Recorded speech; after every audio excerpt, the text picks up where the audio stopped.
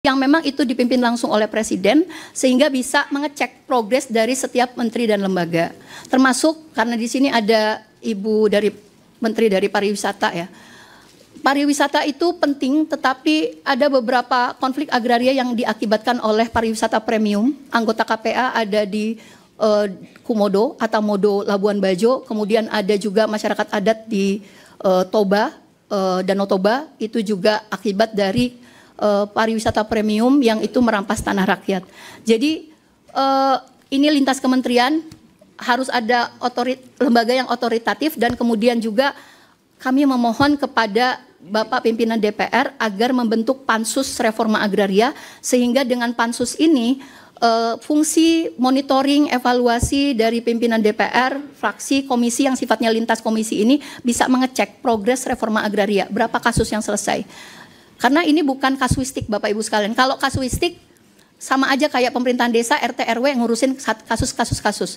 Yang kami mau adalah yang sifatnya sistematis secara nasional, dan seluruh konflik agraria termasuk 1,7 juta hektar lokasi prioritas reforma agraria yang sudah ada di tangan Pak Nusron, kemudian Pak Raja Juli, ini segera dieksekusi dan didukung oleh seluruh kementerian dan lembaga. Demikian Bapak Ibu sekalian, selebihnya Bapak Ibu sudah mendapatkan dokumennya secara lengkap, 9 tuntutan perbaikan yang kami inginkan. Demikian, wassalamualaikum warahmatullahi wabarakatuh. Nanti Pak Agustiana yang akan menambahkan. Pak Agustiana ini adalah pimpinan dari Serikat Petani Pasundan, juga anggota Majelis Pakar KPA, senior saya, guru saya, yang selama ini konsisten memperjuangkan perjuangan kaum tani. Jadi nanti Pak Agustiana akan menambahkan bagaimana sebenarnya fakta-fakta di lapangan tentang perjuangan petani. Termasuk sebenarnya Bapak Ibu sekalian silahkan nanti cek, ada banyak desa-desa yang sudah melakukan desa maju reforma agraria.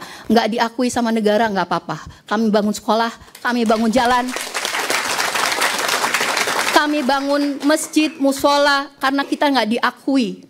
Padahal mandatnya harusnya kita diakui, tapi kita mandiri, swadaya dan seterusnya. Kita tinggal melihat, silahkan lihat. Semua fakta-fakta di lapangan itu bukan tanah-tanah kosong. Itu ada masyarakatnya, ada perkampungannya, ada pemerintahan desanya, akui segera. Mungkin itu. Wassalamualaikum warahmatullahi wabarakatuh. Ada penambahan, silakan. Terima kasih. Bismillahirrahmanirrahim. Assalamualaikum warahmatullahi wabarakatuh. Salam sejahtera buat semua. Kami betul, saya walaupun majelis pakar, tapi Pak Pimpinan, Bapak-Bapak semua, mohon maaf, saya juga mewakili seluruh gerakan Serikat Tani dan Masyarakat Adat se-Indonesia. Pertama ingin menyampaikan terima kasih dan penghormatan setinggi-tingginya bahwa sejarah Hari Tani Nasional baru hari ini di bawah pimpinan Presiden Pak Bowo, di bawah pimpinan DPR Ibu Puan dan Bapak-Bapak, terutama ini inisiatif Pak Bapak-Bapak Cuncun, Pak Dasko dan Pak Saan.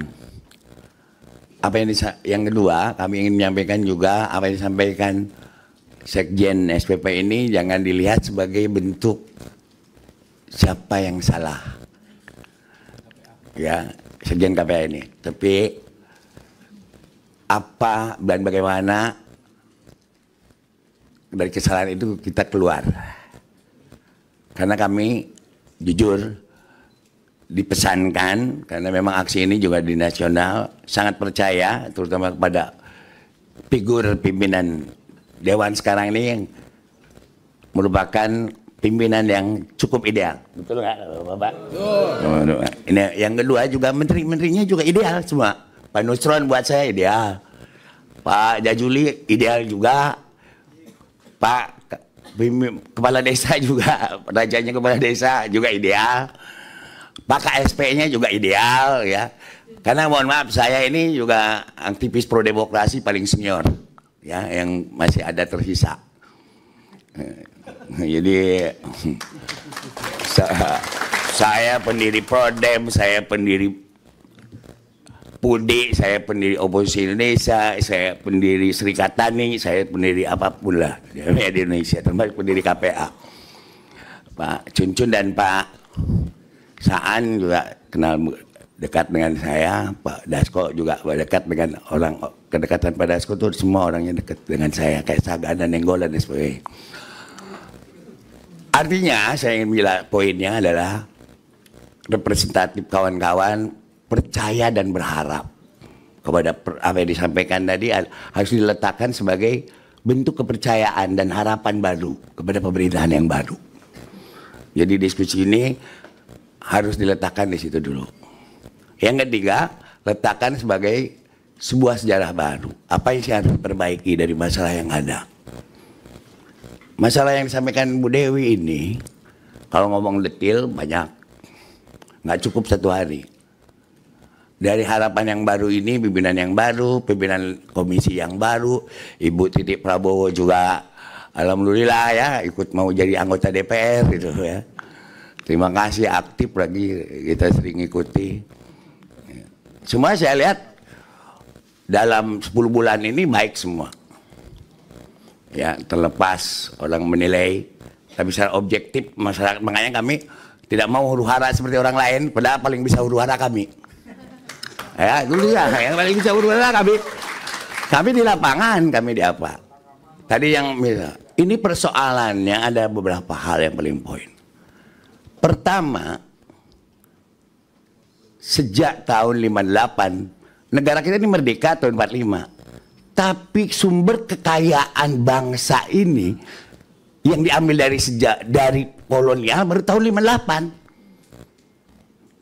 Nah, tahun 58 ini ada program nasionalisasi dan belum ada pengaturan berapa untuk hutanan, berapa tanah yang terdaftar. Yang kedua, tidak ada kelembagaan yang komprehensif. Jadi kalau ngomong negara menguasai tanah dan mengatur tanah untuk kepentingan kemampuan rakyat, negara ini siapa? Itu Pak Dasko. Mudah-mudahan Pak Dasko ini atas nama Pak Presiden bisa menjadi sejarah ini hari. Sejarah untuk kemuliaan bangsa, untuk kemakmuran rakyat. Karena memang sudah tadi Kak Bu Dewi bilang, nggak bisa nyalahin Pak Jajuli. Mohon maaf ya, bukan saya membela.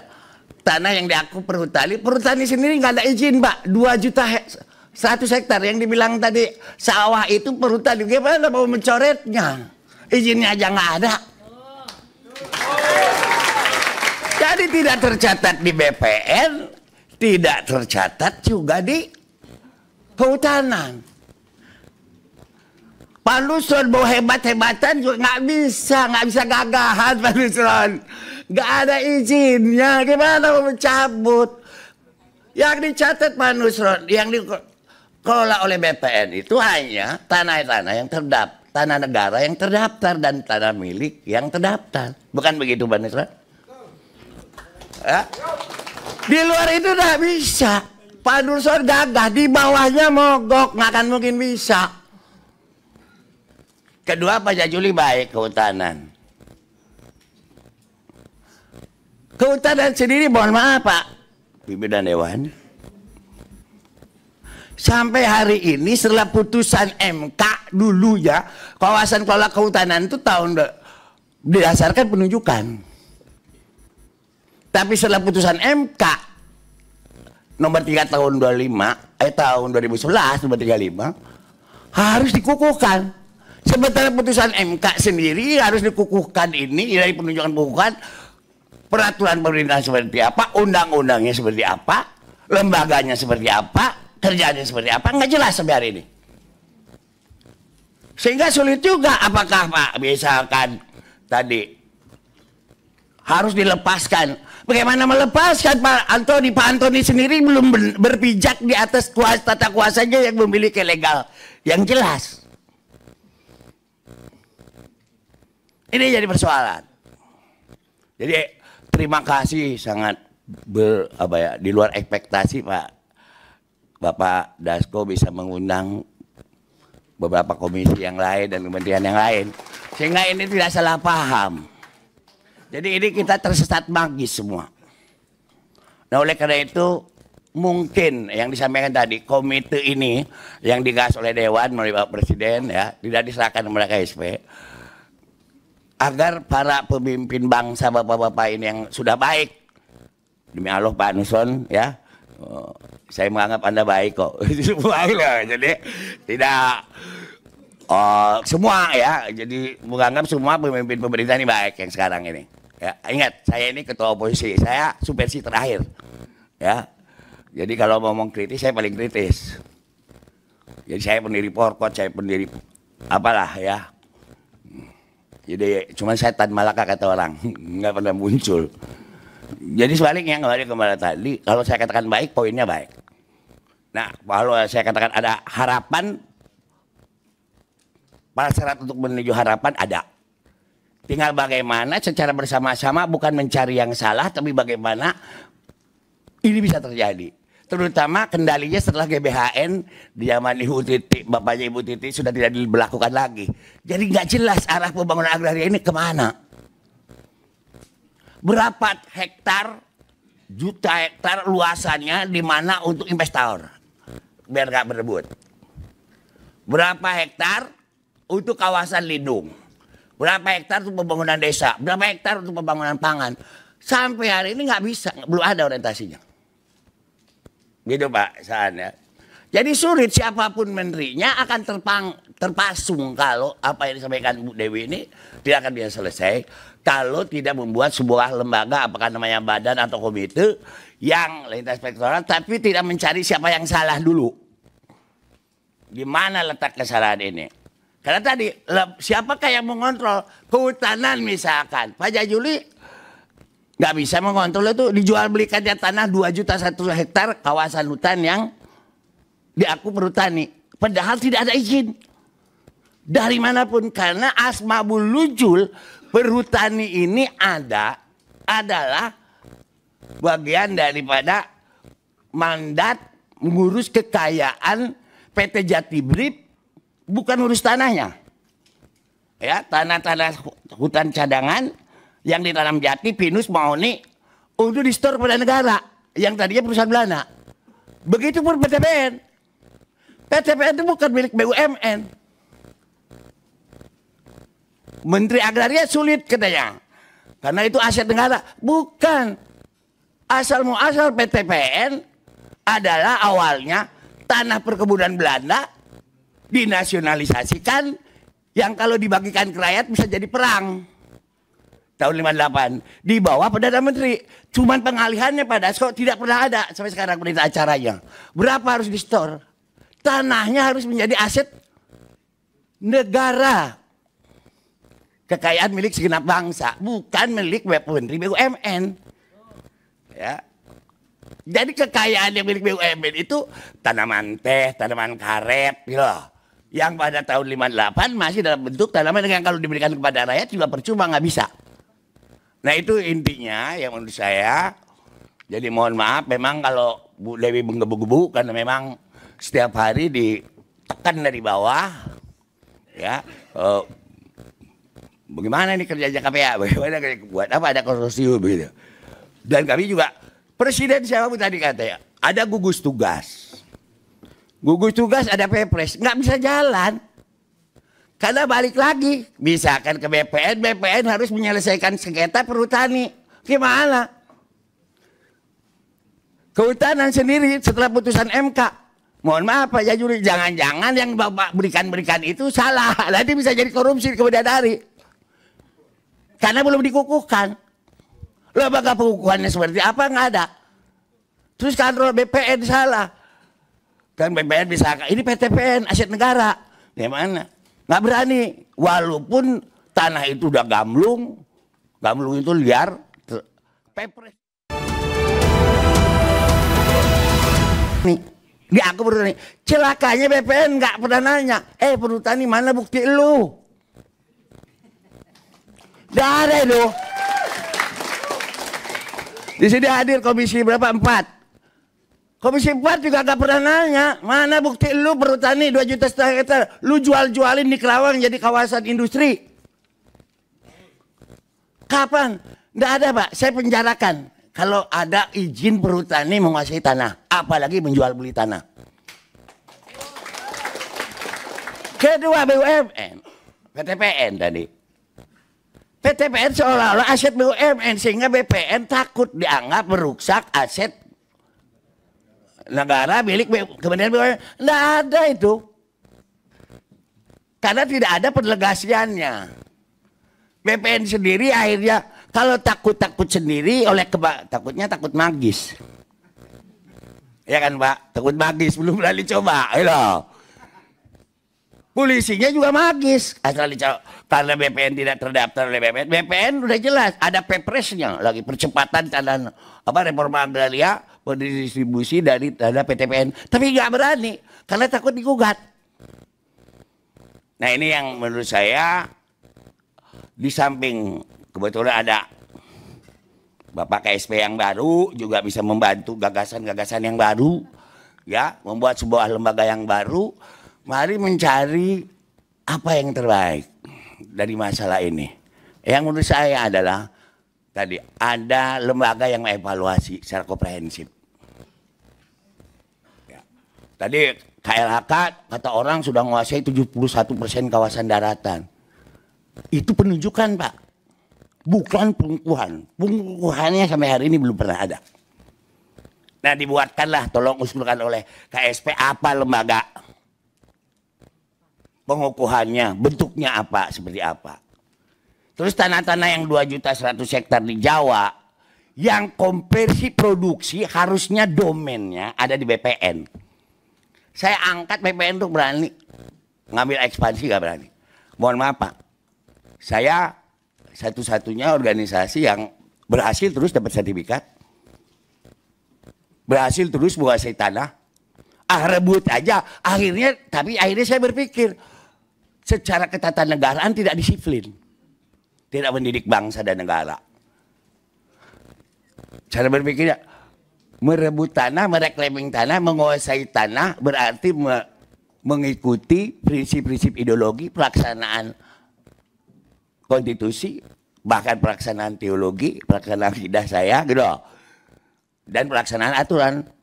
Dan akhirnya apa? Kami udah punya sawah, punya apa? Punya tadi sekolah, ada pesantren. Bahkan sekarang sedang dibentuk Sekolah Tinggi Industri Teknik Industri Agraria Hasyim Asyari. Loh, yang saya buat di Cikalong. Itu Pak Anderson. Ya. Peduli setan itu perhutani atau bukan? Kita garap aja gitu. Terbukti 20 tahun nggak ada kok. Saya ke Pak Jajuli ngajak ayo, karena bukan di bawah perhutani, bukan di bawah Pak Jajuli juga kan Pak Jajuli. Dengan Pak Jajuli saya dapat sertifikat dari perkebunan. Ya Pak. Nah, waktu Pak Jajuli jadi wamen pertanahan. Saya udah dapat 40.000 hektar Pak sertifikat. Berarti benar. Ya. Sekarang rakyat saya di Garut sudah bisa ekspor di atas tanah PTPN. PTPN-nya sendiri gamlung Pak. BPN tidak berani nggak apa-apa, garap Taman Usar, Taman Akarwangi. Ibu Titik boleh hadir ke sana. Bisa ekspor Akarwangi untuk parfum ke Paris. Mudah-mudahan Mas Didit bisa mengembangkan ya. Selama ini hanya langsung mulai bandar-bandar Bu, mulai bayar. Ya, tapi saingannya hanya Haiti dan kita berhasil. Kita berhasil mencetak sawah. 2.000 hektar sawah dicetak SPP, tidak ada datanya itu Pak, tidak ada anggaran seperak pun, ya. Peduli setan, yang penting bukan KSDA Pak, ya. Kalau KSDA itu konservasi, kalau yang namanya konversi produksi, biarlah BPN tidak berani, kamilah yang berani, dan itu contoh udah kami berikan. Demikian, assalamualaikum warahmatullahi wabarakatuh. Baik, saya kasih kesempatan kepada pihak yang mewakili pemerintah. Pertama kepada Menteri Kehutanan, lanjut kepada Menteri ATR dan beberapa yang lain. Dan teman-teman dari KPA serta yang lain pada hadir hari ini. Saya menyampaikan salam dari Ibu Ketua DPR, Ibu Puan Maharani, yang pada hari ini kebetulan menugaskan kami untuk menerima teman-teman sekalian. Demikian, silakan Pak Raja Juli. Terima kasih. Selamat siang, salam sejahtera untuk kita semua. Om Swastiastu, Namo Buddhaya, salam kebajikan. Assalamualaikum warahmatullahi wabarakatuh. Bapak-bapak Wakil Ketua DPR RI yang saya hormati, para Menteri, Ibu Ketua Komisi 1, Ibu Ketua Komisi 4, astagfirullahaladzim, komisi saya kewalat saya ini, gawat, bisa dipecat saya. Dan Bapak Ibu sekalian, terutama dari KPA yang saya cintai. Pertama saya kira Pak Dasko, acara hari ini menggugah paling tidak komitmen saya secara pribadi untuk mengunjungi lagi ya spirit-spirit yang memang dulu pernah tumbuh pada masa saya menjadi aktivis untuk melaksanakan kembali apa yang sudah dipelopori sebelumnya tentang reforma agraria ini. Alhamdulillah saya memang menjadi menteri dan dulu wamen suka ke lapangan, Pak Dasko. Saya sudah dengan tadi Teh Dewi udah cerita, saya pernah ke Cilacap langsung, ke hamparan padi yang sangat menguning, tidak ada tegakan pohonnya, tetapi ketika kita berusaha untuk melakukan proses pelepasan kawasan, terhambat karena memang ada macet di perhutani, misalkan begitu. Jadi memang kehutanan perhutani ini menjadi satu itu menjadi penting. Saya dengan Kang Agustiana juga sudah ke Ciamis, jalan naik motor trail jauh sekali, saya nggak tahu berapa 20 kilo, berkunjung dengan petani di sana. Alhamdulillah prosesnya berjalan, Kang. Acara KPA di se-Asia Tenggara, se-Asia ketika itu di Bali, semua aktivis penggerak reforma agraria di Asia, dari India, dari Nepal dan sebagainya, saya temui, saya berdialog. Pada intinya saya setuju dengan ide tadi Pak Dasko. Perlu memang ada suatu kelembagaan yang antar sektoral, antar kementerian untuk mengurai kebuntuan-kebuntuan yang kita alami selama ini dalam proses reforma agraria ini. Saya turun juga ke Sumatera Utara ketika itu, di PTPN berapa itu, di Deli Serdang. Secara faktual masyarakat sudah lebih dari sana dan memenuhi kriteria 20 tahun penguasaan secara efektif, Pak. Tapi ketika akan diproses di BPN, pasti seperti katakan Kang Gustiana tadi, ini adalah aset negara, tercatat di BMN, tercatat di SIMAK ke Menteri Keuangan, sehingga kalau nanti dilepas oleh ATR BPN, pasti masuk penjara karena dianggap turut serta melakukan kerugian negara. Kira-kira begitu. Begitu juga tadi, Kang, yang tadi perhutani, saya juga nggak berani tuh mengeluarkan sesuatu yang secara faktual memang sudah dimiliki oleh petani, karena juga tercatat menjadi milik perhutani, yang perhutani bosnya bukan kehutanan tapi di BUMN misalkan. Nah saya kira sebuah lembaga, saya tidak tahu apakah itu komite, apakah itu badan ya, yang memang dapat menjadi tempat di mana para menteri bisa berkoordinasi, termasuk dengan diantaranya misalkan dengan aparat penegak hukum, KPK, kejaksaan ya. Kita sepakati kita tulis berita acara bersama untuk melakukan pelepasan terhadap memang sesuatu yang secara real di lapangan, dan saya saksikan dengan mata kepala sendiri itu memang sudah secara efektif dikuasai oleh petani, oleh rakyat, yang tapi tercatat kepemilikannya, kira-kira begitu. Meskipun Kang Agustiana selalu tidak suka dan dia marah sama saya kalau saya katakan itu, legalnya ada di BUMN, ada di perhutani. Gitu. Jadi singkat cerita, sekali lagi Pak Dasko, saya memiliki komitmen untuk mengerjakan itu. 10 bulan terakhir saya sudah lapor ke Bu Ketua Komisi 4, nah ini bukan Komisi 1 jadi nggak salah, jadi saya nggak jadi dipecat mudah-mudahan. Sudah ada 20 hektar dalam 10 bulan terakhir yang saya lepaskan dari kawasan dan redis, ya artinya sudah masuk ke Pak Nusron, ya di beberapa tempat rinciannya ada. Tapi belum tentu itu punya KLHK. Betul, ya kalau itu. Tapi paling tidak bahwa itu sudah saya lepaskan secara legal, Kang Agus, dan sudah masuk ke kementerian, ya. Dan mudah-mudahan ya sekali lagi masih ada beberapa peta indikatif. Jadi dulu ada untungnya Pak Bang Dasko, saya pernah jadi wamen ATR BPN, misalkan keluhan teman-teman BPN terhadap proses redistribusi tanah yang dilakukan oleh kehutanan, angkanya luar biasa, sudah 3,1 juta. Ya, tetapi yang diredis pada masa lalu, saya tidak mau menyalahkan pendahulu saya, adalah kawasan hutan yang tidak diinginkan oleh teman-teman di KPA karena nggak ada petani di sana.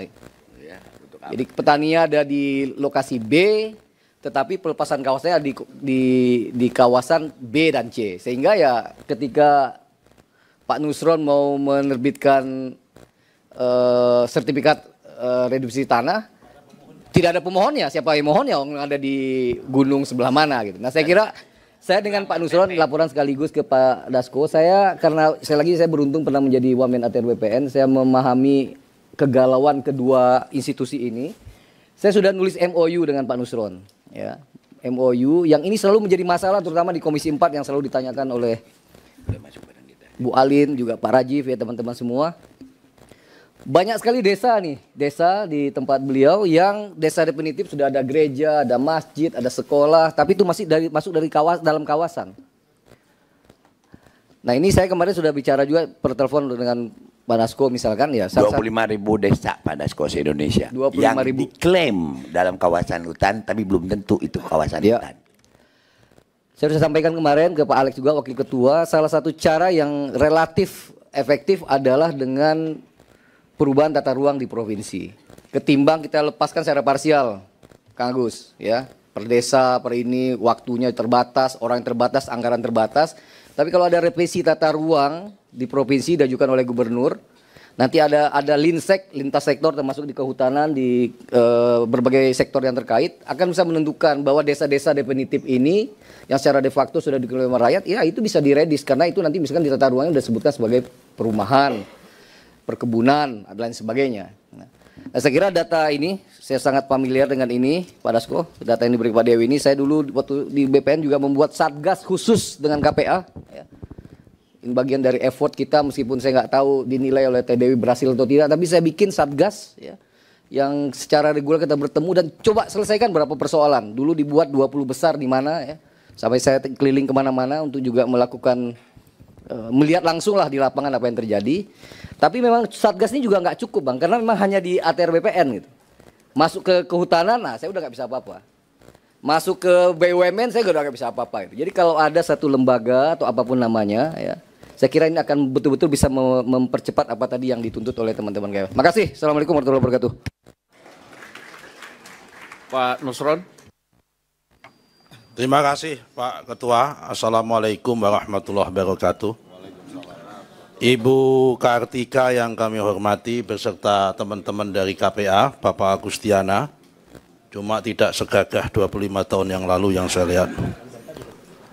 Bapak-bapak Ibu sekalian, Bu Ketua Komisi 4, Bu Titik, Bu Alin, dan Bapak-bapak yang lain, Pak Alek, Bapak-bapak Menteri yang lain, Pak Cucun, kemudian Pak Saan, kemudian Pak Dasko yang memfasilitasi pertemuan ini dengan sangat baik. Ada 6 isu yang berkaitan dengan kami. Saya catat dengan baik yang berkaitan dengan reforma agraria. Pertama, kami sangat setuju dengan apa yang diusulkan dan disuarakan oleh teman-teman KPA tentang prinsip keadilan dalam redistribusi tanah. Semua data yang tadi dipaparkan kami amini. Kami nggak akan membantah satu persatu pun. Kami amini memang faktanya seperti itu. Karena itu sebagai bentuk komitmen kami mengamini data itu, kami sudah 10 bulan diangkat mendapatkan kepercayaan menjadi Menteri ATR BPN. Kami belum tanda tangan satupun perpanjangan dan pembaruan HGU. Pengajuan baru pun hanya 1 yang saya tanda tangani. Itu pun kami izin kepada Bapak Presiden. Kenapa? Kami ingin ada keadilan struktural terhadap distribusi tanah ini. Kenapa? Karena masih ada beberapa hal yang menurut dalam prinsip kami ganjal. Terutama dalam masalah peta dan definisi tentang plasma. Pertama, kami jelaskan sebagai bentuk komitmen. Dalam definisi plasma yang ada hari ini, memang belum ada sinkronisasi antara satu peraturan perundang-undangan dengan peraturan perundang-undangan yang lain. Definisi di dalam PP 18 tahun 2021 dengan definisi dalam PP nomor 20 PP 26 tahun 2021 ada sedikit perbedaan tentang teori tentang apa itu disebut dengan plasma. Kalau definisi di dalam PP nomor 18 pengertian kami di Menteri ATR BPN adalah di mana yang namanya plasma adalah within, tidak without. Kalau orang itu mendapatkan konsesi HGU sebesar 10.000 hektar, maka karena di situ termaktub 20% harus plasma, maka 2.000-nya harus atas nama plasma. Tetapi ada klausul peraturan perundang-undangan yang lain di dalam PP yang lain mengatakan bahwa ketika si pengusaha pemegang konsesi itu memfasilitasi petani-petani kecil di luar 10.000 itu sudah dianggap plasma. Ini yang menjadi dispute. Nah, kami memaknai yang di luar HGU konsesi itu bukan plasma, tapi kami memaknai itu ada sebagai supply chain alias sebagai pemasok. Nah, tapi ini perlu ada sinkronisasi antar peraturan perundang-undangan, lebih-lebih tentang PP 18 dengan PP nomor 26. Ini mohon Pak Ketua, Pak Dasko, mohon mohon dimasukkan dalam note, dalam kesimpulan, kalau perlu kita tegaskan ada mandat kepada pemerintah untuk melakukan sinkronisasi ini tentang masalah definisi plasma. Karena masalah plasma inilah yang menjadi pemahaman saya adalah sumber ketidakadilan di mana petani nggak bisa mendapatkan akses terhadap tanah sehingga yang ada di lingkungan sekitar perkebunan. Ini pemaknaannya. Kemudian yang nomor 2, Bapak sekalian, ini masalah HGU. Sudah saya sampaikan kami komitmen, karena itu Bapak sekalian, kenapa kami belum memperpanjang? Ada 2 alasan.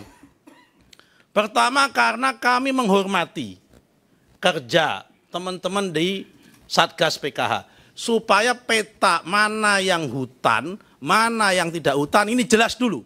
Sehingga ketika kami melangkah, kami tidak nabrak yang ada. Ini yang pertama. Yang kedua, problem di Indonesia ini adalah problem peta.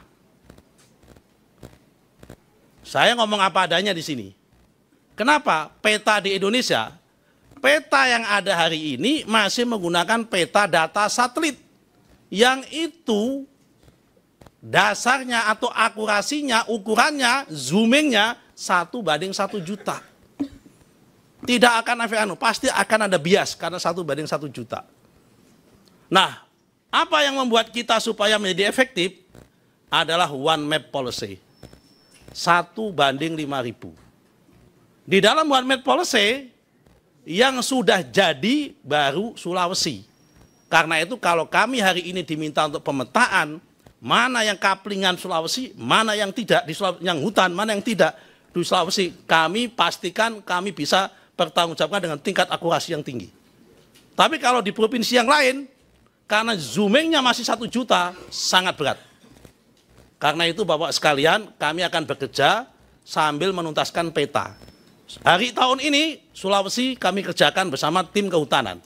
Untuk masalah tapal batas hutan tadi, masalah isu tumpang tindih, hutan dengan kampung, hutan dengan APL. Memang Bapak-bapak sekalian, fakta membuktikan. Saya mau curhat di sini nih. 769 pegawai ATR BPN masuk pesantren. Kenapa? Karena isu PTSL. Kenapa isu PTSL? Hutan disertifikatkan. Kemudian apa? Tanah PTP disertifikatkan. Ada rawa, tanah muncul disertifikatkan. 769. Pegawai kami masuk pesantren. Tanda petik, bukan pesantren Hasyim Asy'ari punyanya Pak Agustiana. Nah, karena itu ini kenapa kemudian kita menjadi lebih konservatif menurut pandangan Ibu Kartika tadi, karena kehati-hatian. Kami tidak mungkin mau mengorbankan terus-menerus. Pandangan kita di sini sama. Tapi belum tentu pandangan APH sama dengan kita. Karena itu poin kedua juga pandangan antara penyelenggara negara ini juga harus disamakan juga. Dalam konteks ini kalau kita bicara masalah ini. Nah, itu poin yang kedua, masalah perpanjangan HGU, alasannya kenapa. Tahun ini diperkirakan oleh BIG, Badan Informasi Geospasial, akan menyelesaikan peta 2 pulau, Kalimantan dan Pulau Jawa. Sehingga dengan demikian kita tahun depan bisa kerja untuk Pulau Jawa dan Pulau Kalimantan. Gitu Pak Ketua. Kemudian isu kedua, tanah terlantar untuk kepentingan rakyat. Bu, ada dua objek reforma agraria yang ingin kami persembahkan kepada rakyat. Pertama, tanah terlantar. Ada aturan mainnya. PP 20 tahun 2020. Di mana tahun 2021, mohon maaf. Di mana yang berkali-kali dulu saya dipelintir, tanah yang orang sudah mendapatkan HGU konsesi maupun HGB 2 tahun, mangkrak, tidak diapa-apakan, tidak dimanfaatkan. Negara berhak untuk mengevaluasi, kemudian mencatatkan itu tanah terlantar, bisa diserahkan kepada bank tanah, kemudian diredistribusikan kepada rakyat. Nah, tapi kan, mohon maaf, banyak disalahpahami, dipelintir. Istri 2 tahun nganggur bisa diambil oleh negara segala, sempat ada omongan begitu dulu. Nah, ada sempat seperti itu. Nah, karena itu Bapak sekalian, ini sekaligus bukti komitmen bahwa kita serius. Karena prosesnya untuk menentukan tanah terlantar itu lama, berdasarkan PP itu butuh waktu 587 hari. Karena itu atas perintah Bapak Presiden Prabowo, demi untuk rakyat, kami diperintah revisi. Dan perintah revisinya itu jelas, prosesnya kami persingkat hanya waktu 90 hari. Dan ini dalam proses persetujuan sudah harmonisasi dan persetujuan tanda tangan dari Bapak Presiden. Kalau Bapak-Bapak dan Ibu-Ibu APA ingin uji publik, kami terbuka untuk itu. Kalau ada masukan, mumpung belum tanda tangan dari Bapak Presiden. Nah, kemudian poin kedua selain tanah terlantar adalah program IP4T. Inventarisasi, penguasaan, pemanfaatan, penguasaan, penggunaan dan pemanfaatan tanah. IP4T. Apa itu IP4T? IP4T itu adalah HGU, HGB, sudah habis masa konsesinya, tidak diperpanjang, maka ini ada 4 hal. Ada 4 skenario. Pertama, bisa diserahkan kepada pemilik lama selama pemilik lamanya itu masih menguasai secara fisik. Nomor 2, bisa dijadikan TORA, tanah objek reforma agraria. Kalau yang bersangkutan sudah nggak menguasai fisik. Nomor 3, bisa dimasukkan bank tanah. Nomor 4, bisa dimasukkan dalam tejun, tanah cadangan untuk negara. Dalam arti untuk kepentingan Pemda. Apa untuk bangun sekolah, bangun rumah sakit, bangun sekolahan, bangun puskesmas dan sebagainya. Bisa untuk itu. Nah, di sini ada opsi pilihannya adalah untuk itu juga. Nah, tapi Bapak-Bapak sekalian, ini problemnya adalah belum ada payung hukum mana yang diperbolehkan untuk pemilik lama, mana yang harus reforma agraria, mana yang harus ini. Akan kami tuntaskan. Kenapa ini belum ada semua bergerak untuk itu. Poin ketiga, tentang tumpang tindih dengan BUMN. Tadi saya sudah sampaikan, Pak Raja sudah menyampaikan implikasinya hukum. Gelombang cara berpikirnya Pak Agustiana dengan penyelenggara negara termasuk dengan APH berbeda. Tentunya kita sebagai penyelenggara negara menyamakan gelombangnya dengan teman-teman APH. Karena itu kita sudah ada solusi.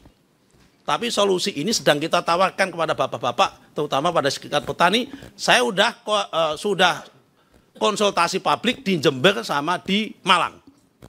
Pertama, ada 3 skenario. Kalau tumpang tindih dengan BUMN maupun aset negara, termasuk aset TNI Polri. Pertama, solusi pertama, mereka diusir. Tapi kalau diusir, saya yakin itu tidak mungkin. Pasti akan gejolak sosial. Nomor 2, tanah itu dihibahkan. Kalau dihibahkan, nanti isunya korupsi lagi. Kenapa? Karena di situ sebagian besar ada yang kecil, ada yang gede, nanti yang gede pun akan minta. Masalah keadilan. Karena itu solusi ketiga, kami sudah usulkan kepada Menek BUMN, kami usulkan kepada TNI Polri adalah HPL dulu atas nama BUMN, teman-teman petani menerima HGU atau hak pakai di atas HPL selama 30 tahun, bisa diperpanjang 20 tahun, 25 tahun, dan bisa diperbarui lagi 30 tahun lagi. Ya, sebentar, ini tawaran. Ini tawaran kami kepada teman-teman. Supaya apa? supaya pada satu sisi aset negaranya tidak hilang, tetap tercatat, tetapi para petani mempunyai legal standing sertifikat. Ini tawaran kita. Petani Malang sudah menerima, petani Jember belum menerima. Yang PTP belum menerima. Petani Malang kebetulan dengan TNI AD menerima. Karena itu tanahnya TNI AD. Ini saya sampaikan. Jadi memang di kalangan petani sendiri ada yang menerima, ada yang tidak. Kami hormati. Namanya ini tawaran, win-win solution. Nah, poin keempat adalah masalah alih fungsi lahan. Yang poin keempat, Bapak-bapak sekalian, masalah alih fungsi lahan, kami komitmen. Sebelum ada Perpres 59 tahun 2020 tentang alih fungsi lahan, di mana ada mekanisme lahan sawah dilindungi, itu memang tinggi sekali alih fungsi lahan. Yaitu setahun rata-rata antara 120 sampai 160 ribu hektar. Catatan saya dari tahun 2019 sampai tahun 2001 itu adalah sekitar 136 ribu hektar selama 2 tahun. Begitu ada mekanisme LSD, turun drastis.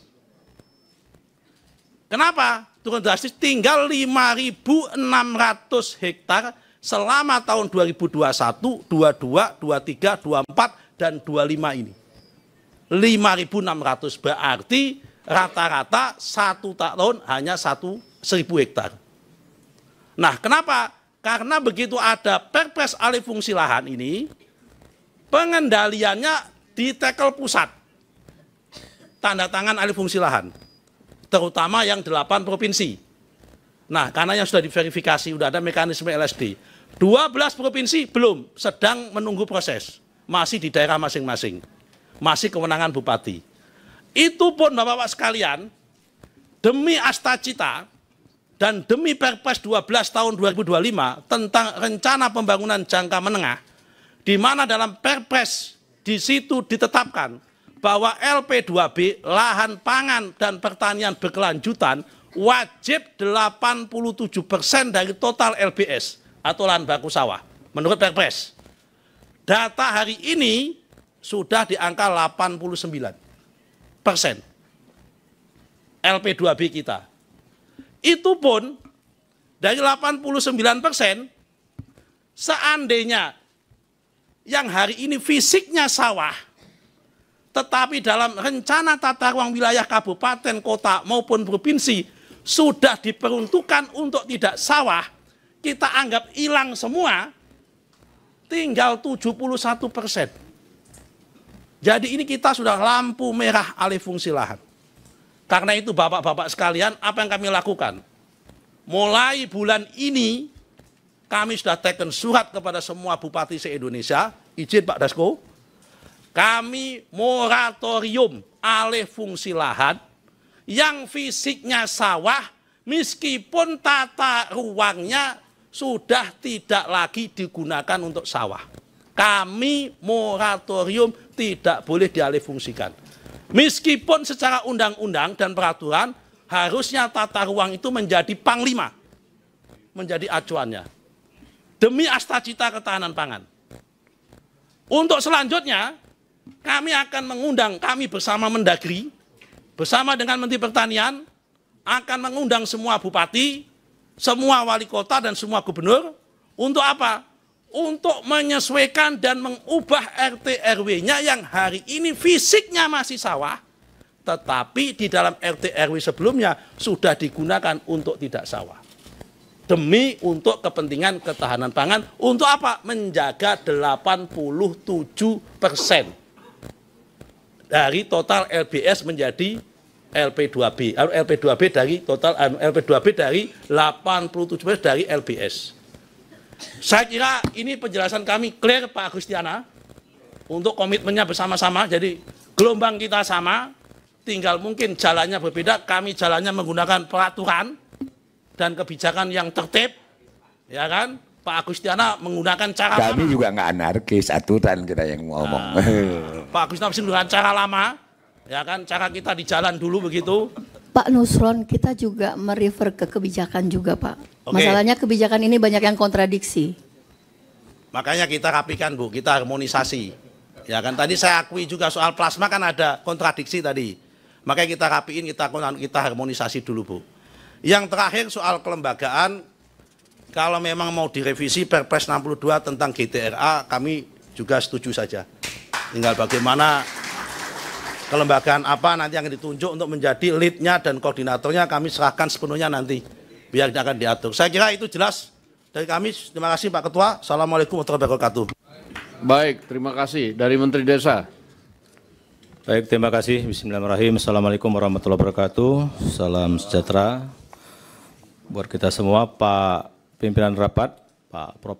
Dasko dan kawan-kawan, Pak Cucun dan Pak Saan, para Menteri, para Wakil Menteri, Ibu Ketua Komisi 4, Pak KSP, dan kawan-kawan, terutama dari Konsorsium Pemerawan Agraria, Ibu Dewi Kartika pernah diskusi sama saya panjang lebar di kantor. Kelihatannya senapas, Bu, apa yang Ibu sampaikan tadi.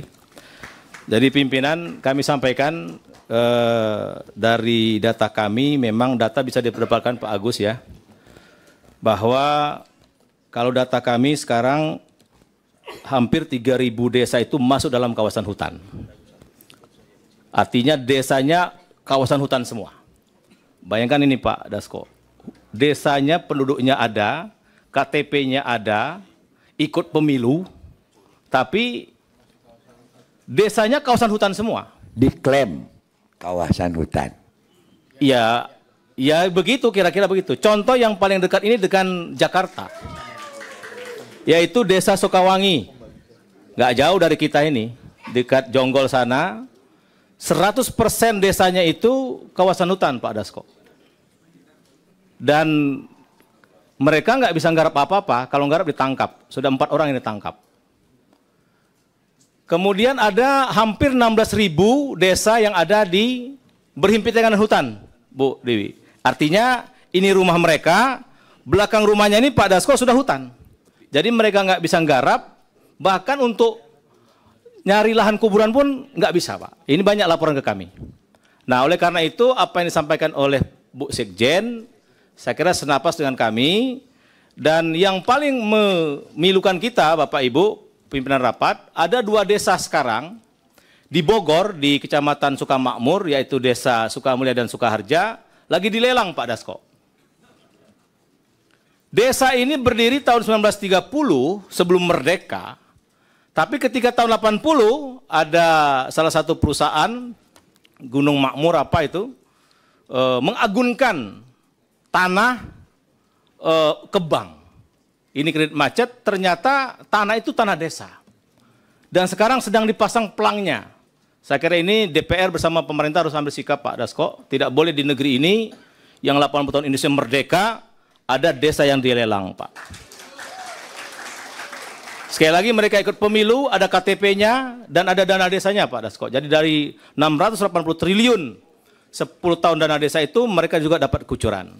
Nah, memang yang jadi kendala besar dari hampir 20.000 desa, tapi kalau Pak Agus tadi 25.000 desa, itu bisa kita verifikasi lagi Pak Agus ya. Yang jadi hambatan sekarang, sebagian besar yang di kawasan hutan tadi menjadi desa tertinggal Pak Dasko. Kenapa? Listrik nggak bisa masuk. Karena PLN nggak berani masuk, karena itu kawasan hutan. Ada di Kabupaten Tanah Laut di Kalimantan Selatan, sampai hari ini nggak punya jalan Pak, 2 desa. Kenapa? Dari jalan raya ke menuju desa itu, nah ini Pak, ini kawasan hutan, tidak boleh dibangun. APBD nggak berani masuk, tadi kata Pak Nusron takut dianggap korupsi. APBN juga nggak berani masuk. Nah, termasuk di Lampung, tuh di Pesawaran Pak. Di PTPN 7, ada berapa desa sampai sekarang tidak punya jalan desa. Kenapa? Masuk kawasan PTPN. APBD nggak bisa masuk, APBN nggak bisa masuk. Itu di Lampung, di Pesawaran. Ya.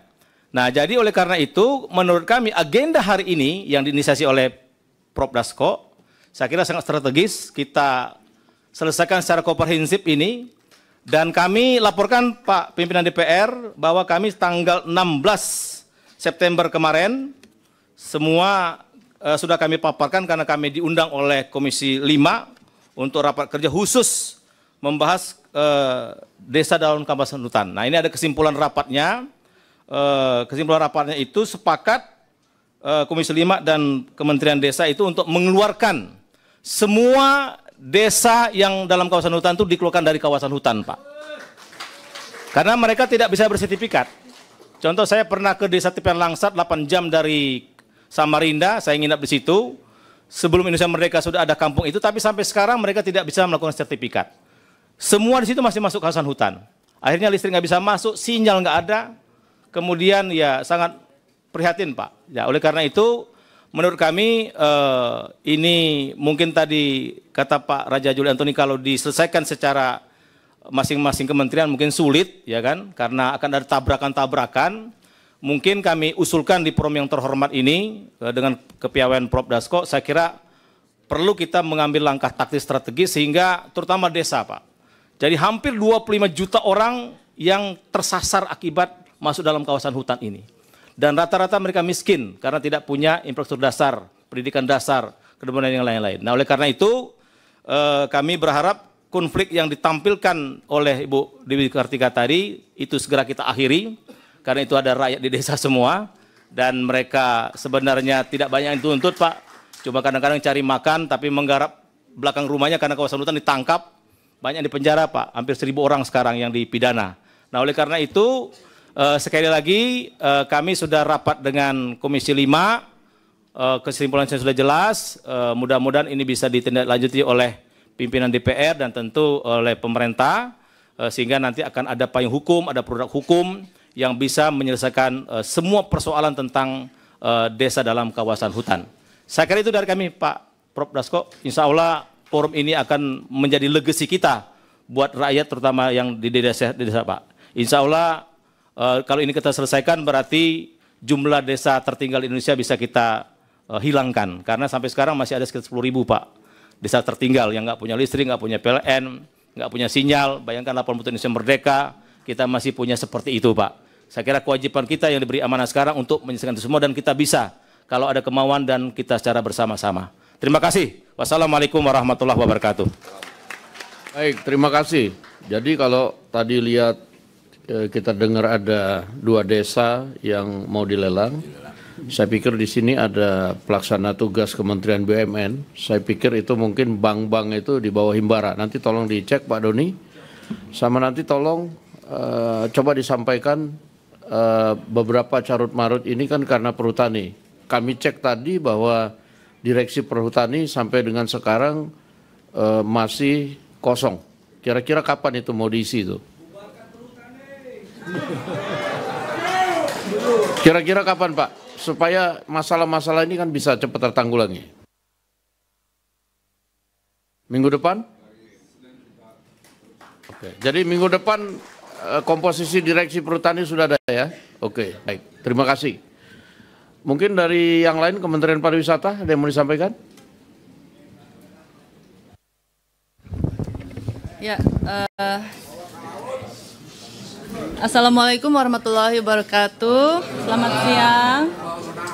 Terima kasih pimpinan DPR, anggota Dewan, Ketua Komisi 4, Ibu Titi, para Menteri Kabinet Merah Putih, perwakilan masyarakat agraria, Bapak Agustiana dan Ibu Dewi Kartika, salam kenal. Bapak Ibu sekalian, terima kasih atas perhatian yang diberikan. Kami ingin merespons terkait beberapa investasi pariwisata yang tadi disampaikan mengalami konflik agraria. Tadi disebutkan di wilayah sekitar Labuan Bajo dan Danau Toba, keduanya adalah destinasi pariwisata prioritas. Nah, kami tentunya menyayangkan hal ini dan kami akan mengawal bersama kementerian dan lembaga terkait dan tentu kita bisa berkoordinasi, saya siap untuk berkoordinasi. Dan Kementerian Pariwisata mengawal juga program desa wisata yang sangat bergantung pada kehidupan masyarakat, termasuk pertanian, perikanan, UMKM, dan budaya setempat yang semuanya berfokus pada pengembangan pariwisata yang berkelanjutan. Nah, terkait desa wisata di Taman Nasional, sejauh ini kami belum terinfo adanya laporan masalah karena desa wisata juga memanfaatkan alam untuk potensi pariwisatanya, bahkan mereka ikut serta dalam isu pelestarian lingkungan. Jadi jika alamnya rusak tentu tidak ada lagi potensi atau daya tarik yang ditawarkan. Nah, dari sisi legislasi yang sedang dikawal Kementerian Pariwisata, desa wisata juga masuk dalam substansi RUU Pariwisata. RUU Kepariwisataan ini mendorong kepariwisataan berbasis masyarakat lokal dalam bentuk desa wisata atau kampung wisata. Kami selalu mendorong agar investasi pariwisata dilakukan dengan taat hukum, taat aturan, dan pembangunan bertanggung jawab yang berkelanjutan. Meskipun dari pembahasan hal ini kami pahami bahwa masih ada aturan yang perlu dibuat dengan lebih baik dan kami siap untuk berkoordinasi, dan terima kasih atas kesediaannya memberikan kepercayaan kepada Kementerian Pariwisata untuk membantu mengawal hal ini. Terima kasih. Wassalamualaikum warahmatullahi wabarakatuh. Baik, terima kasih dari Kementerian BUMN, kemudian KSP, kemudian dari pimpinan Komisi 4. Terima kasih Pak Dasko, Bapak Ibu Menteri, teman-teman dari KPA. Saya kira kata kunci untuk semua topik ini sebetulnya bukan permasalahan yang tadi ditampilkan, tetapi apa yang disampaikan oleh Pak Menteri ATR, yakni keberadaan satu peta, Pak. Karena semua sengketa itu untuk sebagian disebabkan perbedaan persepsi mengenai batas-batas lahan. Jadi saya mengusulkan agar ada upaya untuk bisa mempercepat penyelesaian peta yang 1:5.000 tadi. Kalau tahun depan Jawa dan Kalimantan, kalau bisa di era pemerintahan Pak Prabowo ini Pak lebih cepat lagi Pak. Karena kita membuat aturan dan arrangement sebaik apapun, ya Pak Raja Juli ya Pak ya. Tapi kalau nanti di lapangan ada perbedaan soal peta, soal batas tanah Pak, ini masalah nanti nggak selesai-selesai Pak. Kebetulan saya hobi properti juga Pak, hobi tanah Pak. Jadi ngalamin sendiri bagaimana pokok permasalahan itu sebetulnya bukan pada aturan Pak, tapi pada peta di lapangan. Saya yakin kita buat aturan sebaik apapun, kalau petanya ini belum jelas, masih 1:1 juta, bukan 1:5.000, urusan kita nggak selesai-selesai. Jadi usulan agar kita bisa memperkuat Pak Menteri ATR supaya peta yang akurat ini bisa diselesaikan Pak. Jadi urutannya mohon maaf Pak, bukan di Kementerian Kehutanan Pak, bukan di teman-teman di sana Pak, tapi di Pak Menteri ATR Pak. Ini sistematika berpikirnya dulu Pak. Yang kedua, pada saat bersamaan memang diperlukan untuk adanya pembuatan tata ruang menyeluruh. Apakah kemudian ini nanti akan dikerjakan oleh Kementerian ATR Pak Dasko, atau misalnya dibuat badan tersendiri, apakah permanen ataukah ad hoc?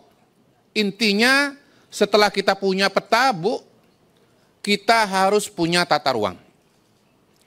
Karena yang kita urus ini nanti bukan cuma teman-teman petani, bukan cuma masalah pertanian, tapi juga Bapak Ibu sekalian, semua urusan kehidupan kita ini berkaitan dengan tanah. Kecuali kita sudah jadi arwah gentayangan, ya, kita semua ini masih ngejak tanah. Mohon maaf, cerita teman-teman petani ini hanya sepersekian saja di permasalahan tanah di lapangan. Belum kita bicara masalah kawasan industri, belum kita bicara masalah pendidikan, sekolah, belum kita bicara keagamaan. Mohon maaf Pak, urusan pembebasan atau urusan pembangunan jalan tol ke Sukabumi itu bukan cuma urusan lahan pertanian Pak, tapi lahan yang berkaitan dengan kegiatan keagamaan Pak. Bisa dicek kepada Menteri PU. Jadi Pak, mohon maaf Pak, tata ruang ini Pak. Nah saya nambahkan Pak Menteri ATR, Menteri Desa. Menteri Desa mengatakan bahwa ada 3.000 desa yang masih ada di kawasan hutan, Pak. Kebetulan kampung halaman saya kedua tuh Pak, Kalimantan Tengah, Pak. Beberapa tahun yang lalu, Pak, ada bupati, Pak, menggugat, saya lupa persisnya bagaimana. Tapi urusannya adalah ternyata sebagian kantor pemerintah kabupaten, termasuk kantor bupati, wilayah hutan, Pak. Demi Allah. Pak Kodari, kantor gubernur, kantor DPR, kantor Polda Kalimantan Tengah, kawasan hutan. Tos. Kalau data saya nggak ada sih Pak, kalau beliau nggak tahu ya data aktivis beliau ini. Yang saya ingat itu ya Kabupaten Kapuas yang memang ketemu langsung dengan saya.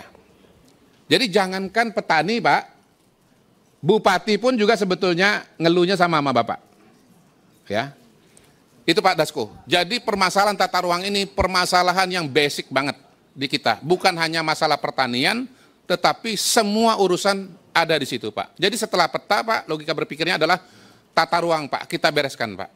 Betul-betul, semua lini. Nah kenapa saya mengusulkan badan? Karena tadi, urusan tata ruang ini nggak mungkin hanya satu sektor saja Pak. Nanti ada Kementerian Pertanian berkaitan dengan lahan pertanian. Nanti ada Kementerian SDM berkaitan dengan soal lahan tambang. Saya ini sedang membantu Pak Pertamina Hulu Energi Pak. Karena mereka mau ngejar target kemandirian energi Pak Dasko itu terkendala dengan aturan dari gubernur kemarin Jawa Barat bahwa tidak boleh alih fungsi lahan. Jadi mereka mau produksi minyak itu Pak, karena itu lahannya itu lahan pertanian, nggak bisa dikerjakan Pak. Jadi kata kuncinya adalah tata ruang lahan secara keseluruhan. Nah kalau yang ketiga, saya hakul yakin bahwa Presiden itu orientasinya adalah kepada pemerataan ekonomi. Keberpihakan beliau 1000% kepada rakyat. 1000% kepada rakyat. Dan pada titik itulah kemudian ya pemberdayaan petani ya termasuk di dalamnya penguatan ekonomi merupakan suatu komitmen yang tidak bisa dibantah lagi Pak. Tetapi ya kalau kita bicara dan mendudukkan persoalan teman-teman ya dari KPA ya. Jadi pokok persoalan kita ini bukan dengan presiden Pak, komitmennya udah jelas. Apalagi Pak Dasko ya dan Pak Cucun ini dengan Pak San Mustafa juga komitmennya jelas. Pertemuan bisa terjadi pada hari ini, kalau tidak ada komitmen tidak bisa Pak. Tetapi maaf Pak, untuk dipahami oleh teman-teman, kalau kita runtut logika berpikirnya, ini persoalan yang di lapangan ini adalah kondisinya ini dari bawah ke atas Pak. Seberapapun komitmen dari Pak Dasko, dari Presiden, dari teman-teman yang kementerian di sini Pak, tapi kalau petanya belum ada Pak, Bapak nanti ribut nggak selesai-selesai Pak. Tata ruangnya nggak diberesin Pak, nanti ribut nggak keruan-keruan Pak. Jadi ini semua harus diurut ya dari peta, kemudian tata ruang, yang lainnya insya Allah kita yakin akan akan sama. Karena komitmennya sudah sama Pak. Komitmennya sudah sama, masalahnya ada di teknis teknokrasi. Terima kasih Pak Dasko. Baik Pak Menteri BUMN. Pak Ketua, sebelum ke Pak Menek BUMN Pak Ketua. Izin Pak Ketua. Ya silakan. Izin Pak, untuk nambah Bapak-Bapak sekalian. Saat ini kita itu ada 5 rezim tentang tata ruang. Ya kan? 5 kementerian yang nangani tata ruang. Pertama, tata ruang darat. Itu di Kementerian ATR BPN, CQ Dirjen Tata Ruang. Kedua, tata ruang darat hutan. Itu di Dirjen Planologi Kehutanan. Nomor 3 itu tata ruang bawah tanah. Itu di Dirjen Minerba ISDM. Nomor 4 tata ruang udara. Itu di bawah demi pertahanan di bawah Kementerian Pertahanan. Kemudian yang kelima tata ruang laut. Itu di bawah Kementerian KKP. Di dalam draft revisi PP 21 tahun 2021 dalam ratas kabinet sudah disepakati bagaimana kita menuju ke dalam one special planning atau satu tata ruang. Tetapi belum bisa satu kelembagaan, karena itu atas perintah Bapak Presiden di dalam draft itu dimasukkan nanti ada forum komite tata ruang yang bertemu mengambil keputusan setiap bulan sekali, yang pimpinannya adalah Kepala Bappenas yang akan ditunjuk nanti. Saya kira itu Pak Kodari, terima kasih. Pak Doni. Bismillahirrahmanirrahim. Assalamualaikum warahmatullahi wabarakatuh. Yang saya hormati pimpinan rapat, Bapak Profesor Sufmi Dasko, Bapak Cucun, dan Pak San Mustafa, serta para menteri yang saya hormati dan juga pimpinan Komisi 4, serta teman-teman dari KPA, ada Ibu Dewi sama Bapak. Salam kenal Pak. Kami sebetulnya sejalan dengan prinsip yang disampaikan oleh pimpinan dan juga Bapak sekalian, bahwa pada dasarnya tentu kita ingin seluruh aset yang kita miliki juga produktif. Jadi sayang juga kalau kita punya aset kemudian tidak menghasilkan apa-apa. Tetapi tadi juga disampaikan bahwa karena ini bentuknya aset tercatat sebagian besar Pak di BUMN, tentu yang diharapkan oleh teman-teman di KPA adalah ultimate ownership terhadap aset tersebut. Tetapi karena itu di luar kewenangan daripada kami di Kementerian BUMN, kami menawarkan ada 2 skema yang bisa kita pakai untuk sementara sampai kita mencapai tahapan yang kita harapkan. Yang pertama adalah BUMN sangat terbuka untuk bekerja sama di dalam pemanfaatan aset BUMN. Ini bisa kita lakukan tentu saja, dan kami sangat terbuka, dan secara pribadi saya sangat concern terhadap hal ini karena banyak sekali aset kita yang sebetulnya tidak memberikan nilai tambah. Nah ini yang pertama Pak. Yang kedua adalah kami juga sangat terbuka, tadi disampaikan juga oleh Pak Nusron, dan ini sudah beberapa juga yang kami lakukan Pak. Sebetulnya kita bisa saja menerbitkan dalam bentuk kerjasama itu adalah HGB di atas HPL, yang sebetulnya kualitasnya hampir mirip dengan ultimate yang diharapkan oleh teman-teman di petani. HGB di atas HPL ini kalau in case kita mau kembangkan juga bisa sebetulnya. Jadi kalau kita menerbitkan HGB di atas HPL-nya milik kita itu juga bisa. Dengan jangka waktu tertentu, tadi sudah disampaikan bisa 30 tahun, kemudian kita bisa perpanjang. Dan normalnya kami bisa sampai dengan 80 tahun, 2 kali perpanjang plus. Nah, ini menurut saya adalah solusi, karena bagi kami, tanah kalau tidak dimanfaatkan juga percuma kan Pak. Aset tercatat tapi tidak memberikan nilai tambah yang pada akhirnya juga tidak bermanfaat. Karena itu yang sampai yang ada di kekuasaan Kementerian BUMN Pak, 2 ini bisa dilakukan, dan nanti tentu kita akan intens berkomunikasi dan berdiskusi dengan Ibu Dewi. Silakan nanti di mana yang terjadi konflik saya akan secara personal akan membereskan ini, karena bagi saya ini juga sesuatu yang harus kita bereskan. Karena BUMN ini kan milik rakyat, nggak ada gunanya juga kalau BUMN itu tidak memberikan hasil buat rakyat. Jadi buat saya ini sesuatu yang nanti bisa kita selesaikan. Dan kalau yang levelnya lebih tinggi lagi, tentu saya setuju dengan yang diusulkan oleh Pak Menteri Kehutanan, kita mesti ada lembaga yang menyelesaikan. Buat kami juga aset nggak ada gunanya juga kalau tidak dimanfaatkan. Kalau kemudian keputusan negara harus mendistribusikan aset ini juga tidak masalah. Karena memang, tetapi itu di luar kewenangan daripada Kementerian BUMN. Karena itu nanti mungkin kita memang mengusulkan, saya sepakat dengan usulan Menteri Kehutanan bahwa mesti ada lembaga yang menyelesaikan supaya konflik ini tidak berkepanjangan dan juga negara menerima manfaat dari aset-aset yang produktif. Kurang lebih begitu pimpinan. Terima kasih. Assalamualaikum warahmatullahi wabarakatuh. Tambahan dikit Pak Dasko. Ya, silakan. Saya punya pengalaman dulu menyelesaikan beberapa kasus, meskipun clear di BUMN Bang, tapi akhirnya nanti itu di Kementerian Keuangan. Jadi Menteri Keuangan juga harus duduk di sini, karena ada undang-undang BMN itu. Jadi nanti terlibat di sana. Jadi harus ada 1 menteri lagi yang terlibat, nggak cukup di BUMN. Makasih. Baik, silakan pimpinan Komisi 4. Baik. Bismillahirrahmanirrahim. Terima kasih. Yang saya hormati pimpinan DPR RI dan rekan-rekan dari DPR dan para menteri, Bapak Ibu, para petani yang saya cintai dan saya banggakan. Pertama-tama saya ingin menyampaikan selamat Hari Tani Nasional untuk saudara-saudara kita para petani dan hidup petani Indonesia. Bapak Ibu sekalian, kami dari Komisi 4 sangat prihatin dengan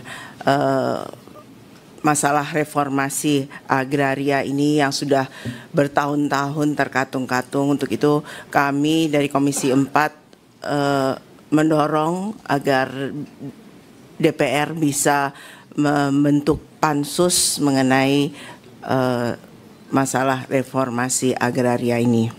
Dan untuk yang tingkat yang lebih tinggi lagi agar pemerintah juga bisa membentuk semacam komite itu yang bisa yang terdiri dari antar sektor untuk menyelesaikan masalah reformasi agraria ini. Dan saya sangat prihatin dan saya tidak bisa berbicara atas nama pemerintah atau atas nama Presiden, tapi saya secara pribadi saya tahu Pak Prabowo pasti juga ikut prihatin dengan apa yang menimpa Bapak Ibu sekalian. Bapak Presiden selalu mengatakan mengenai pasal 33 bahwa kekayaan dari bumi Indonesia ini air, tanah, dan segala yang terkandung di dalamnya harus bisa dinikmati oleh sebesar-besarnya sebanyak-banyak rakyat Indonesia. Oleh karena itu ini hal yang penting dan saya percaya beliau akan dengan adanya pertemuan kita hari ini pasti mendapat laporan dari para menteri-menteri dan Pak Dasko. Beliau pasti akan segera menyelesaikan masalah ini secepat-cepatnya. Amin. Kemudian untuk diketahui bahwa kami dari Komisi 4 sedang merevisi rancangan undang-undang perubahan ketiga atas Undang-Undang Nomor 18 Tahun 2012 tentang pangan. Juga kami sedang merevisi rancangan undang-undang perubahan keempat atas Undang-Undang Nomor 41 Tahun 1999 tentang kehutanan.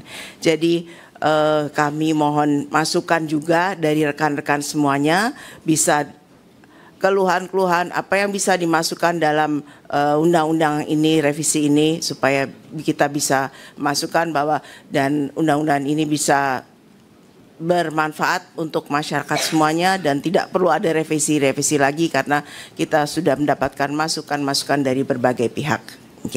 Dan yang terakhir, tentunya saya ingin sekali mengunjungi perkebunan akar wangi yang sudah katanya sudah diekspor sampai ke Paris. Penasaran sekali. Demikian Pak Ketua. Baik, terima kasih. Pak Saad mungkin.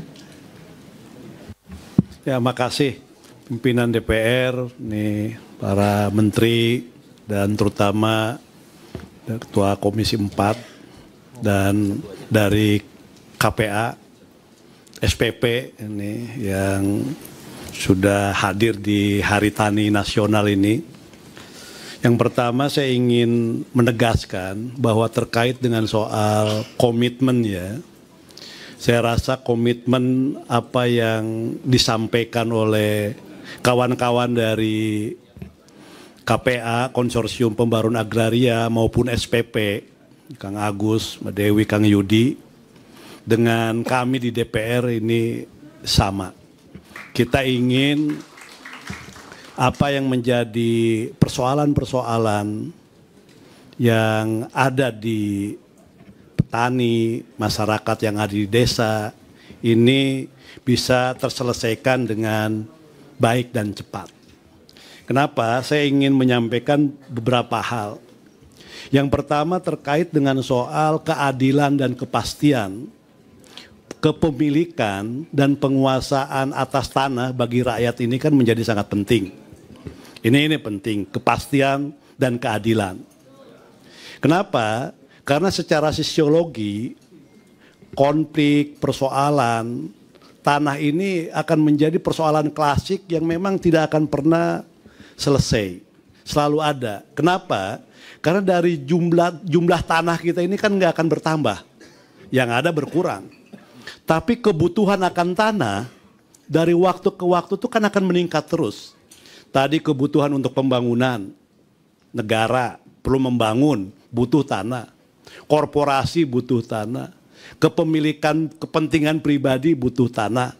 Nah kalau ini tidak dikelola, ditata dengan baik, maka konflik-konflik ini akan terus ada dan yang selalu dirugikan adalah rakyat petani kan gitu. Karena itu memang komitmen kita sama.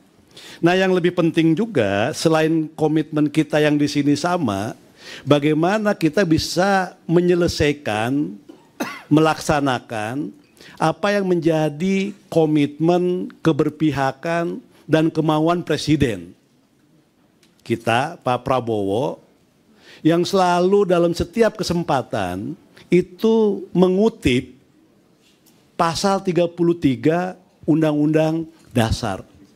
Ini kan selalu dikutip dalam setiap kesempatan pidatonya. Artinya dari sisi komitmen, keberpihakan dan kemauan, ini sudah nggak perlu kita pertanyakan. Tinggal bagaimana kita menjalankan dan melaksanakannya saja. Agar apa yang disampaikan oleh teman-teman KPA maupun SPP ini bisa dengan cepat kita bereskan. Nah ini yang menurut saya. Dan hari ini pimpinan DPR merespon itu semua. Pak Dasko, Pak Cuncun, terutama Pak Dasko. Sebelum kita ketemu ini kan sudah 2 kali kita ketemu untuk membicarakan terkait dengan persoalan-persoalan yang tadi disampaikan. Nah mudah-mudahan dalam waktu cepat apa yang diusulkan seperti tadi. Memang perlu kolaborasi. Nggak bisa kalau nggak kolaborasi. Saya pernah di Komisi 2. Pernah menjadi pimpinan di Komisi 2. Ini kalau misalnya masih ada ego sektoral masing-masing kementerian atau lembaga, selama itu juga apa yang menjadi persoalan yang menimpa disampaikan tadi itu tidak akan pernah terselesaikan. Karena tadi lintas sektoralnya ada kehutanan, ada agraria tata ruang, ada yang namanya KKP, ada yang namanya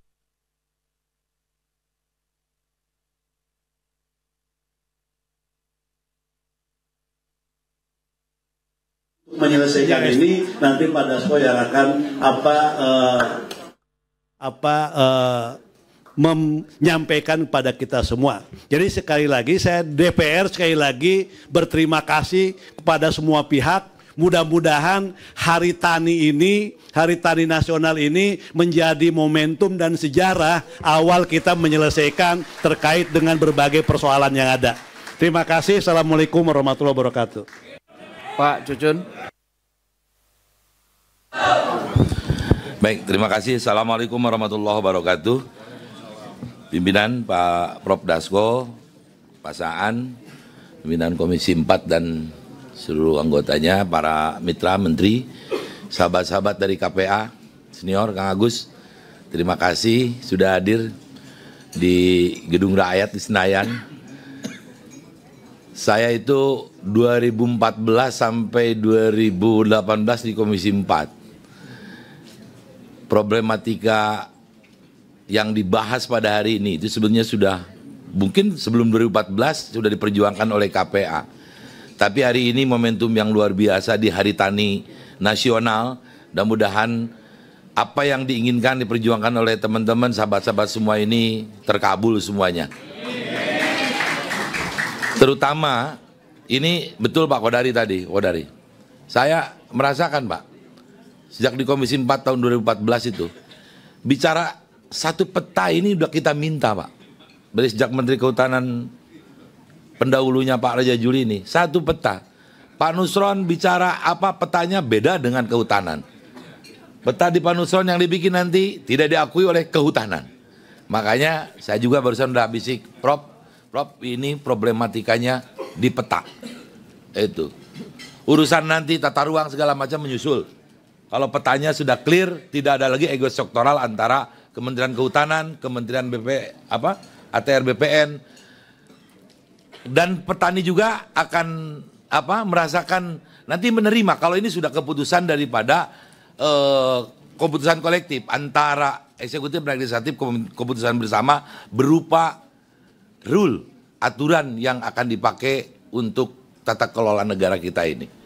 Jadi pada hari ini luar biasa teman-teman langsung diterima pimpinan DPR, dihadirkan juga ini para menteri.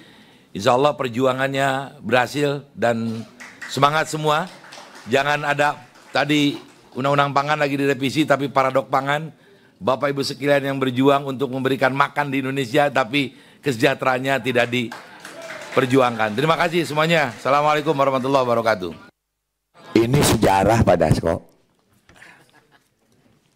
Baik, kawan-kawan sekalian, Bapak dan Ibu sekalian, saya boleh bacakan mungkin kesimpulan dari hasil pertemuan dan apa yang akan disampaikan oleh Dewan Perwakilan Rakyat Republik Indonesia. Yang pertama, 1, DPR akan mendorong pemerintah untuk percepatan kebijakan satu peta dan merapikan desain tata ruang di wilayah Negara Kesatuan Republik Indonesia. 2, DPR mendorong pemerintah untuk membentuk Badan Pelaksana Reformasi Agraria. 3, DPR akan membentuk Pansus Penyelesaian Konflik Agraria yang akan disahkan pada akhir penutupan paripurna sidang DPR RI pada tanggal 2 Oktober 2025. Terima kasih, selamat Hari Tani Nasional. Assalamualaikum warahmatullahi wabarakatuh. Pak Dasko, izinkan kami menyampaikan ekspresi. Silakan. Jadi sekali lagi kepada Bapak Menteri, Ibu Menteri, kepada pimpinan Dewan, kepada seluruh yang hadir, tidak ada niat dan keinginan kami, bukan kami lembaga atau perkumpulan yang memaksa-maksa kehendak.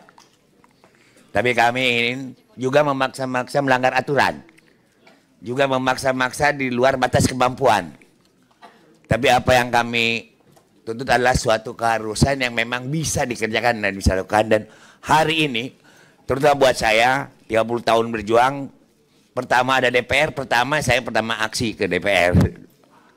Dan baru kali ini, rakyat aksi, terutama buat petani, bisa menghadirkan menteri. Dan para menterinya hadir lagi semua. Ini ya. Dan termasuk SP yang baru, nggak belaga-belaga, karena bukan jenderal kali ini ya. Kalau dulu jenderal ya. Ini adalah indikator kekayaan terbaik dalam membangun bangsa ke depan. Mudah-mudahan pengakuan kami juga dibalik juga akan ada pengakuan sebaliknya. Intinya kita tidak saling memaksakan kehendak, semua berpikir bangsa dan negara di atas kepercayaan kepada institusi dewan. Biarlah orang lain tidak percaya, kami tetap percaya, gitu ya. Ya, dan kepada institusi pemerintahan ini bukan bahasa basi politik, saya aktivis Pak.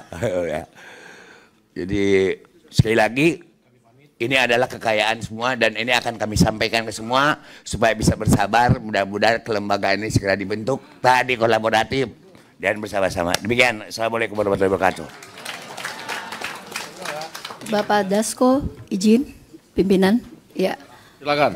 Ya, tentu atas nama Konsorsium Pembaruan Agraria mewakili 139 organisasi di 23 provinsi, kami mengucapkan apresiasi dan terima kasih kepada pimpinan DPR yang sudah mempertemukan kami untuk berdialog dengan seluruh kementerian dan lembaga, secara khusus tentu kepada seluruh menteri dan pimpinan dari kantor staf presiden. Saya pikir beberapa tentu masih perlu didiskusikan Bapak Ibu sekalian berkaitan dengan one map policy, kemudian politik pangan, dan juga yang berkaitan dengan tadi Pak Nusron menyampaikan soal kaitannya dengan bank tanah, hak pengelolaan dan tanah terlantar. Saya pikir kita perlu melihat kalau ada jalan singkat bagi rakyat untuk mendapatkan tanah, kenapa kita harus lewat jalan panjang, lewat mekanisme pengadaan tanah lewat bank tanah. Nah, kemudian juga ke Pak Raja Juli, kita perlu memastikan bahwa memang yang kami inginkan tentu bukan sekedar akses. Jadi bukan berkaitan dengan perhutanan sosial, tapi juga yang berkaitan dengan pengakuan hak atas tanah secara penuh.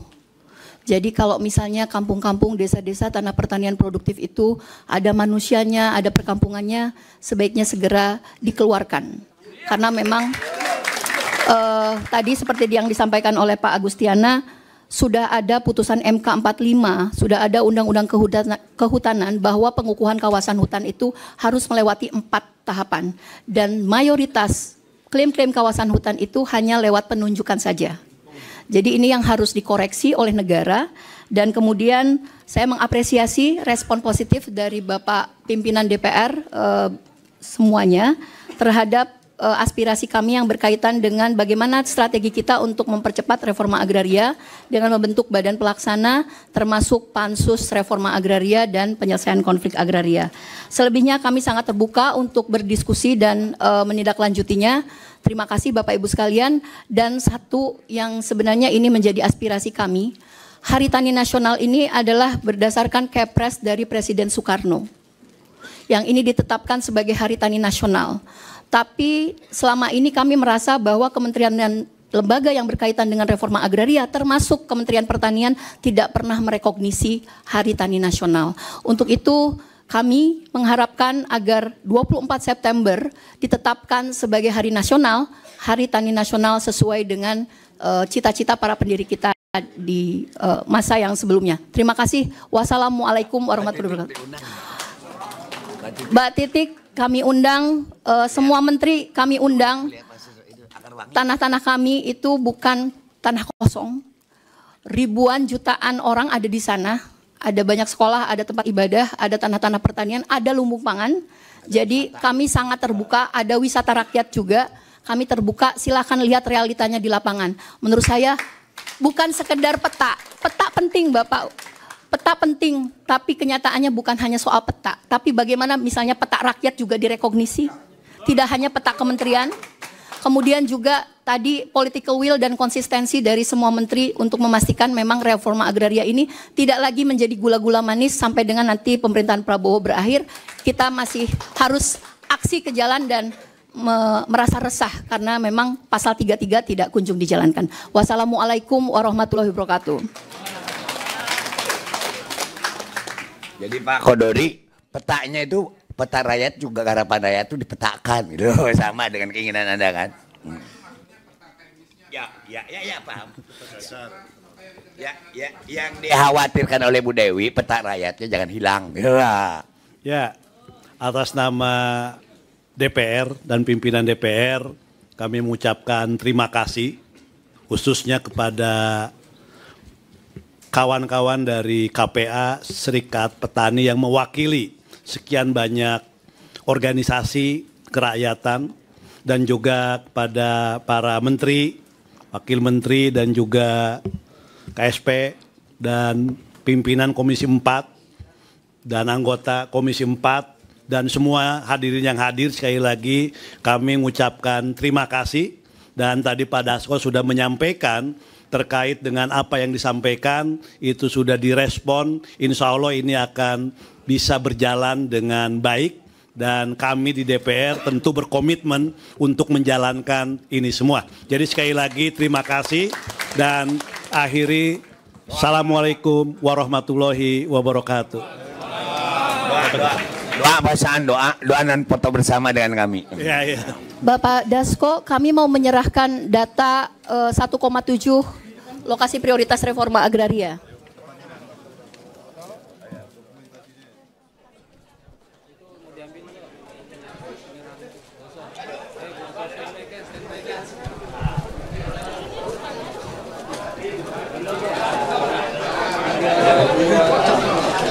Ya, pemirsa, pertemuan hari ini telah selesai, dan dalam pertemuan ini KPA menyampaikan bahwa eskalasi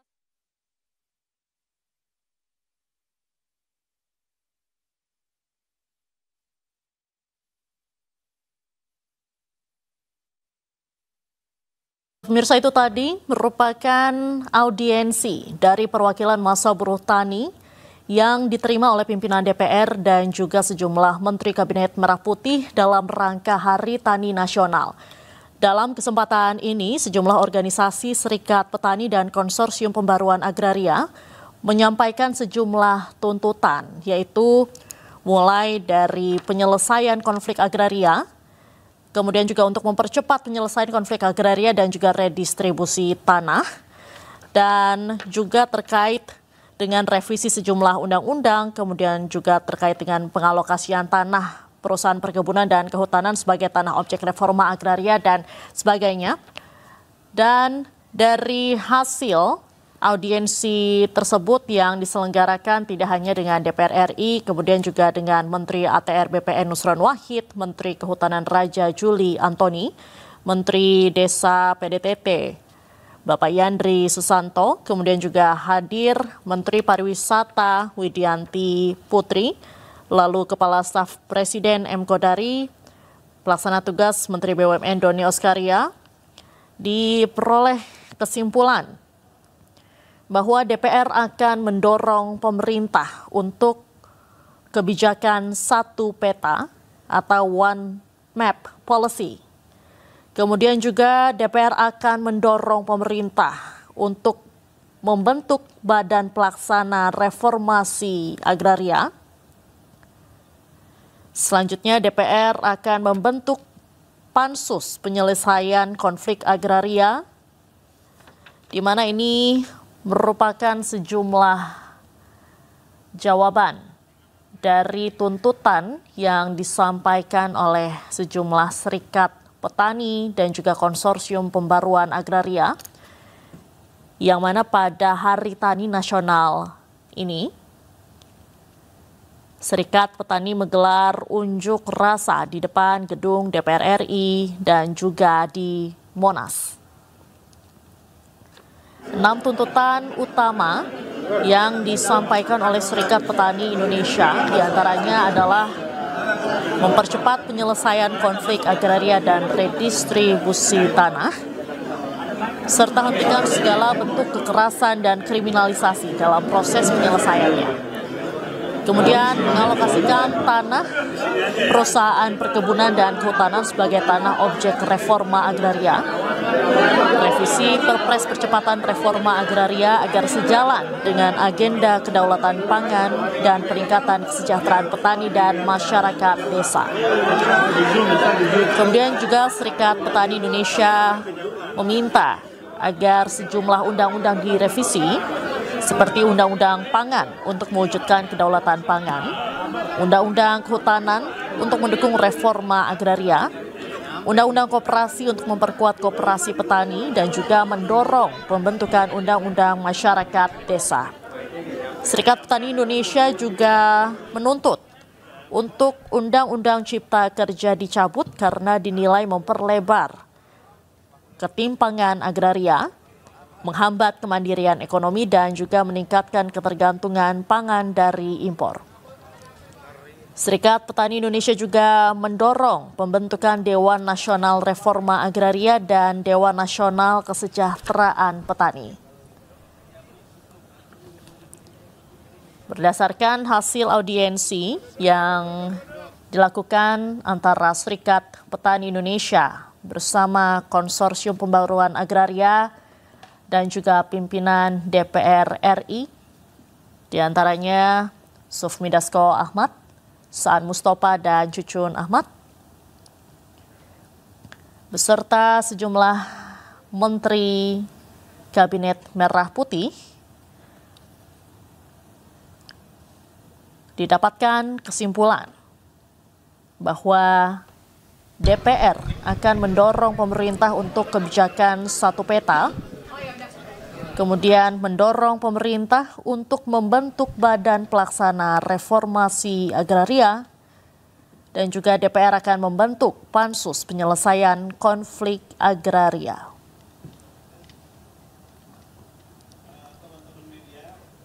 Silakan apa yang mau ditanyakan pada pimpinan DPR dari konsorsium maupun pada para menteri. Silakan.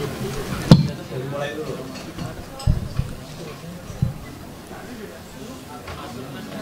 Ada sound sistemnya.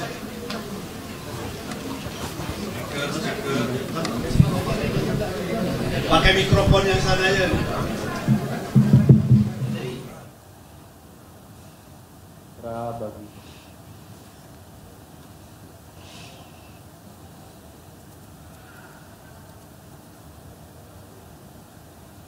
Rekan-rekan juga bisa melihat langsung. Polda Jambi menangani 6 laporan polisi dengan 3 tersangka dewasa. Memang ini kita bedakan nanti antara tersangka yang dewasa dan anak-anak, karena yang anak-anak ini pasti